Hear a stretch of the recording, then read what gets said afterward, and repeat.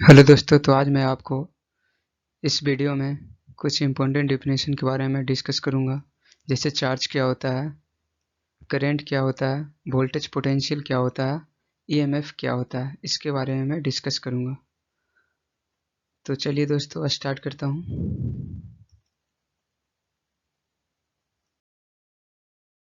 Charge देखते हैं, charge क्या होता है, आवेश क्या होता है।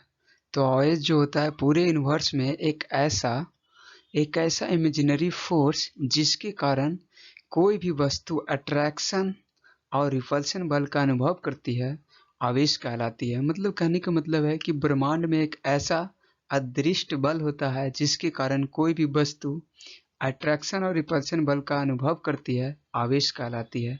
अब इसमें देखते हैं आइटम्स के बारे में थोड़ा। आइटम्स क्या होता है, तो आइटम्स जो है, आइटम्स में नाभिक होता है। नाभिक में प्रोटॉन और न्यूट्रॉन पाया जाता है। तो प्रोटॉन पे चार्ज होता है प्लस का 1.6 इंटू 10 पावर माइनस का 90 कूलम।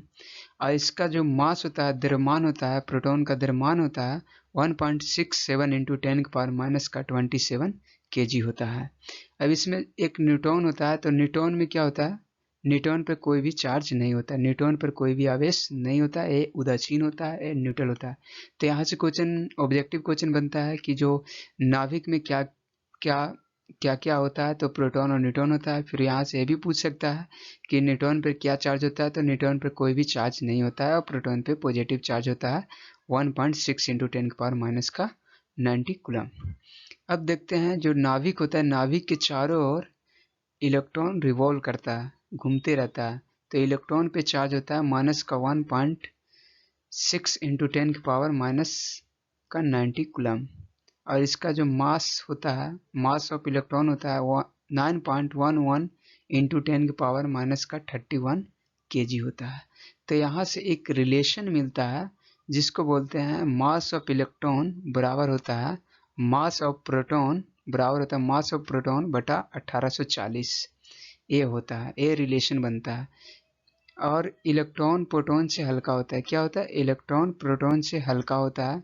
तो यहाँ देखेंगे कि जो चार्ज होता है, चार्ज को Q से डिनोट किया जाता है, इसका सिंबल Q होता है। तो यहाँ से Q बराबर फार्मूला होता है Ne। तो Ne क्या है, तो N क्या नंबर ऑफ इलेक्ट्रॉन है और E क्या है, इलेक्ट्रॉन पे चार्ज है।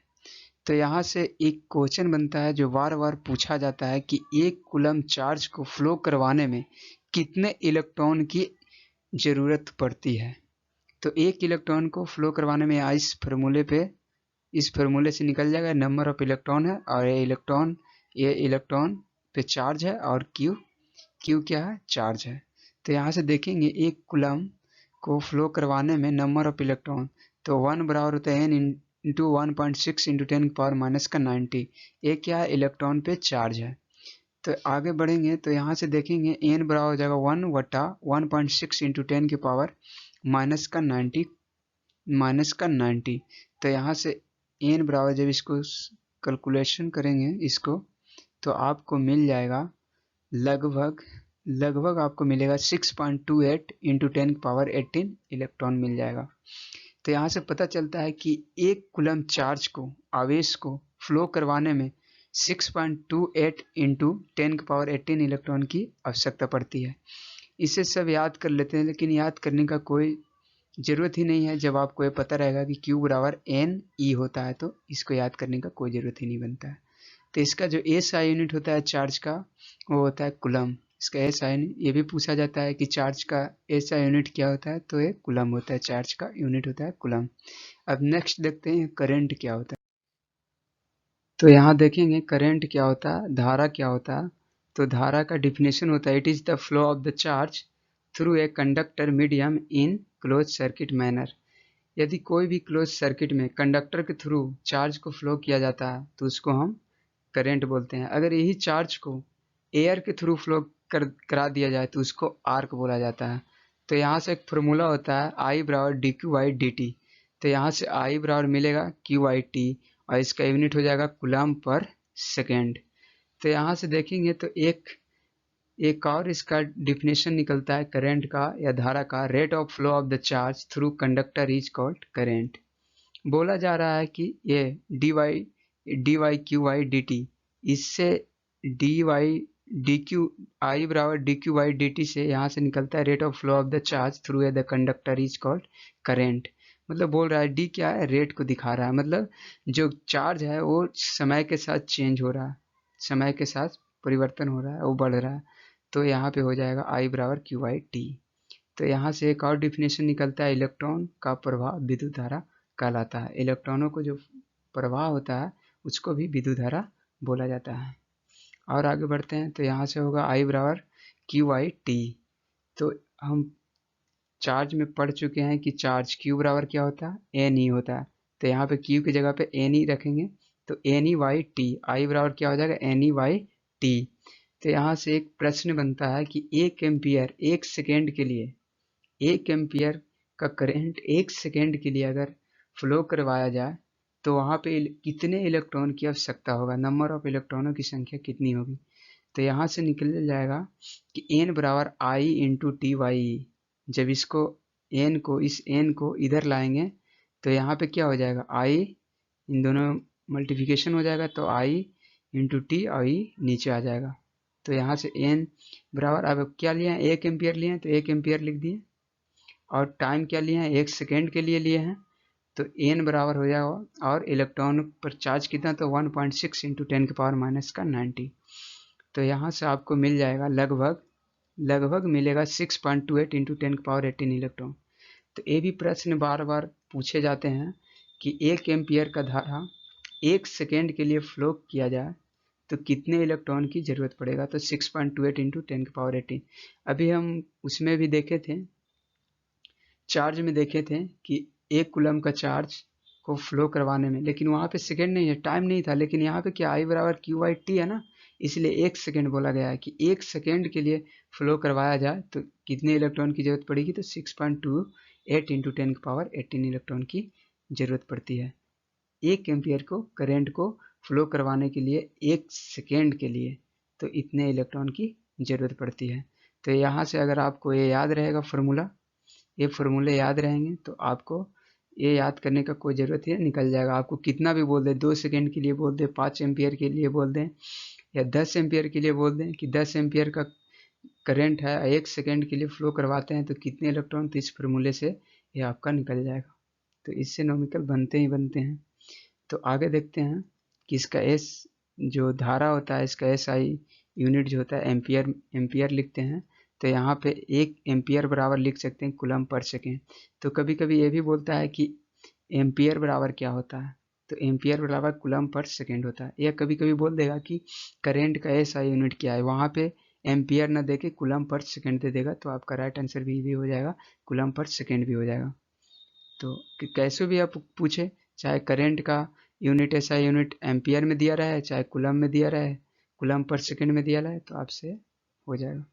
तो देखते हैं वोल्टेज या पोटेंशियल क्या होता है। वोल्टेज या पोटेंशियल क्या होता है, तो ये बोल रहा है it is the work done to bringing a charge from infinity to at any point. ये बोल रहा है कि कोई भी चार्ज इन्फिनिटी पे रखा हुआ है, उसको कोई पॉइंट, जैसे पी पॉइंट मान लें, पी पॉइंट तक इस क्यू को लाने में जो वर्क डन लगता है उसी को हम वोल्टेज बोलते हैं। कोई भी इन्फिनिटी पे चार्ज क्यू पॉजिटिव चार्ज रखा हुआ है, क्यू मान ले पॉजिटिव चार्ज रखा हुआ है, पी पॉइंट तक इसको लाना है, तो इसको लाने में जो वर्क डन लगता है उसी को हम वोल्टेज या पोटेंशियल बोलते हैं। It is the work done to bringing a charge from infinity to at any point.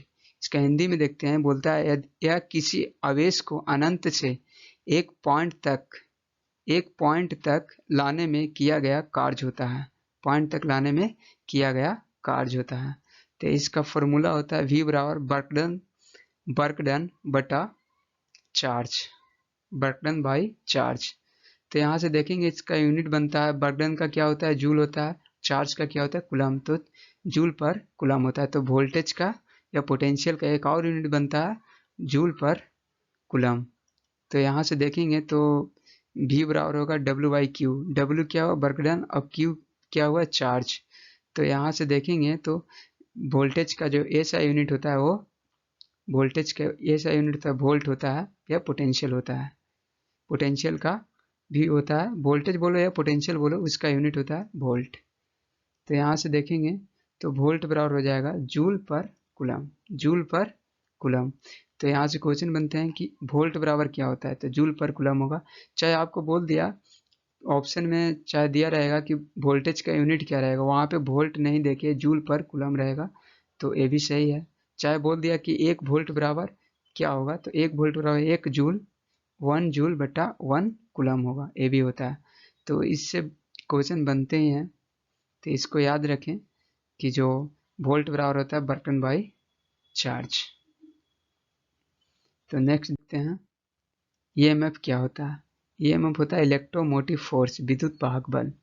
तो ये क्या होता है, it is a energy which it gives to each coulomb of charge to flow on place to another place. ये क्या होता है कि कोई भी पी पॉइंट है, पी पॉइंट से के पॉइंट तक कोई भी चार्ज को, एक चार्ज है उसको ले जाने में दिया गया एनर्जी होता है, दिया गया एनर्जी होता है, उसी को हम ईएमएफ बोलते हैं। तो यहाँ एक प्रत्येक आवेश को एक स्थान से दूसरे स्थान तक फ्लो कराने के लिए दी गई ऊर्जा होती है। इसका भी यूनिट क्या होता है, वोल्ट होता है, इसका भी यूनिट वोल्ट होता है। तो वोल्टेज का भी यूनिट वोल्ट होता है, पोटेंशियल का भी यूनिट वोल्ट होता है, इलेक्ट्रोमोटिव फोर्स का भी यूनिट वोल्ट होता है। तो अगर ये वीडियो आपको अच्छा लगता है तो हमारे चैनल को सब्सक्राइब करें और लाइक करें एंड शेयर करें। तो थैंक यू फॉर वॉचिंग, मिलते हैं नेक्स्ट वीडियो में।